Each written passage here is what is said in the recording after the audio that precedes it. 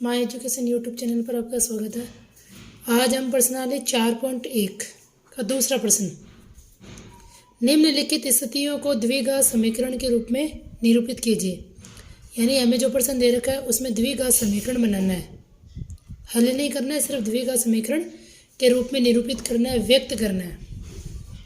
पहला प्रश्न, एक आयताकार भूखंड का क्षेत्रफल 528 मीटर स्क्वायर है। यानी हमें आयत का क्षेत्रफल क्या दे रखा है, 528 मीटर स्क्वायर दे रखा है। आयत का क्षेत्रफल का सूत्र क्या होता है, लंबाई गुणा चौड़ाई। क्षेत्र की लंबाई चौड़ाई के दुगुने से एक अधिक है। यानी जो लंबाई है वो जो चौड़ाई है उसका 2 गुणा करके 1 जोड़ दें तो लंबाई आ जाएगी।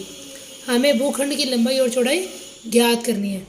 तो हमने क्या मान ली, चौड़ाई x मान ली, तो लंबाई क्या हो जाएगी, जो चौड़ाई है उसका दुगुना करके 1 जोड़ना है। तो जो ये चौड़ाई है उसका दुगुना करके 1 जोड़ा तो लंबाई आ गई।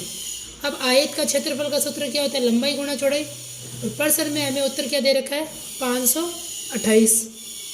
लंबाई की जगह हमने 2x + 1 रखा, चौड़ाई की जगह हमने x रखा, बराबर 528। x को 2x से गुणा किया 2x², x को 1 से गुणा किया 1x। 528 इधर प्लस का था तो दूसरी तरफ आते 528 क्या बन गया, माइनस का, बराबर 0। ये क्या हो गई, जो कि अभिष्ट द्विघात समीकरण है, क्योंकि इसमें x² है, x भी है और अचर राशि भी है। तो यह है अभिष्ट द्विघात समीकरण। यानी सबसे पहले हमने क्या किया, आयत का क्षेत्रफल लगाया, सूत्र लगाया, फिर हमने चौड़ाई मान ली। चौड़ाई की दुगुने से 1 ज़्यादा करते ही क्या आ गई, लंबाई आ गई। मान लो लंबाई चौड़ाई के 3 गुणे से, तो 3 से गुणा कर देंगे, यहाँ दुगुना है तो 2 से गुणा करेंगे। तो ये हमारे पास अभिष्ट द्विघात समीकरण आ गई। अब हम क्या करेंगे, प्रश्नावली 4.2 के दूसरा प्रश्न। प्रश्नावली तो भैया हमारे पास 4.1, अब इसका दूसरे का दूसरा। 2 क्रमागत धनात्मक पूर्णांकों का गुणनफल 306। 2 क्रमागत धनात्मक पूर्णांक, जैसे 4 है, 4 के बाद 5 आता है, 6 के बाद 7 आता है, 8 के बाद 9 आता है। क्रमागत का मतलब लगातार। तो हमें पूर्णांकों को ज्ञात करना है। तो हमें मेन प्रश्न में क्या दे रखा था, द्विघात समीकरण बनानी है। तो हमने पहला धनात्मक पूर्णांक हमें पता नहीं है कौन सा है, तो हमने x मान लिया। तो दूसरा धनात्मक पूर्णांक कौन सा हो गया, x + 1। जैसे 5 के बाद में 6 आता है तो 6 के से 1 जोड़ने पर, वैसे हमने अगर पहला x माना तो दूसरा क्या हो जाएगा, x + 1 हो जाएगा। अब गुणनफल कितना दे रखा है, 306 दे रखा है। पहला धनात्मक पूर्णांक क्या x है, दूसरा क्या है, x + 1 है, बराबर 306। x को x से गुणा किया x², x को 1 से गुणा किया 1x, और प्लस का 306 इधर लेके आए तो माइनस का 306 बराबर 0। रोहन की माँ उससे 26 वर्ष बड़ी है। उनकी आयु का गुणनफल अब से 3 वर्ष पश्चात 360 हो जाएगा। तो 3 साल बाद का मतलब उनकी जो अभी की आयु है, यानी वर्तमान आयु, उसमें हमें 3 जोड़ना है, उसके बाद हमें गुणा करना है, वो 360 हो जाएगा। हमें रोहन की वर्तमान आयु ज्ञात करनी है।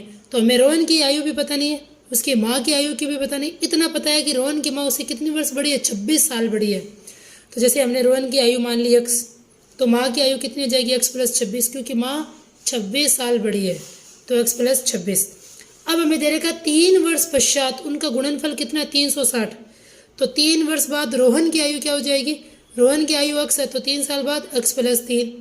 3 वर्ष बाद माँ की आयु कितनी हो जाएगी, माँ की आयु x + 26 है, तो 3 साल बाद x + 26 + 3 हो जाएगी, यानी x + 29 हो जाएगी।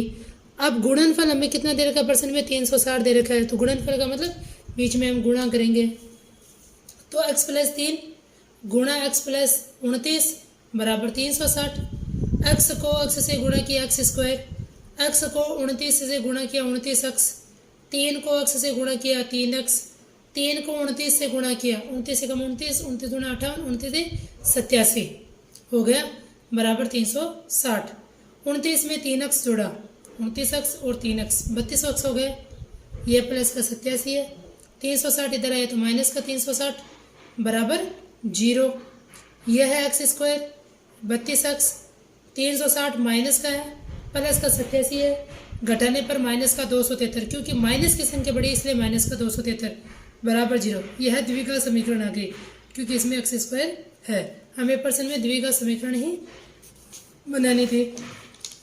अब दूसरे का ही चौथा प्रश्न, एक रेलगाड़ी 480 किलोमीटर की दूरी समान चाल से तय करती है, यानी चाल बराबर है, दूरी कितनी दे रखी है 480 किलोमीटर।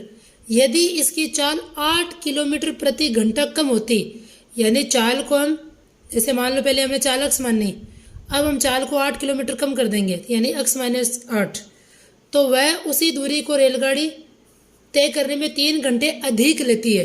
क्योंकि हम जैसे चाल कम करेंगे तो हमें पता है कि समय क्या होगा, ज़्यादा लगेगा।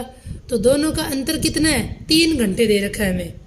यानी जो पहले की चाल थी, फिर हमने 8 घंटे चाल कम की, उन दोनों को घटाए चाल का सूत्र लगाकर, तो 3 घंटे ज़्यादा लगेंगे। हमें पता है कि हम चाल को कम करेंगे या स्पीड कम करेंगे तो फिर समय तो ज़्यादा लगेगा ही। हमें रेलगाड़ी की चाल ज्ञात करनी है, तो रेलगाड़ी की चाल हमें कुछ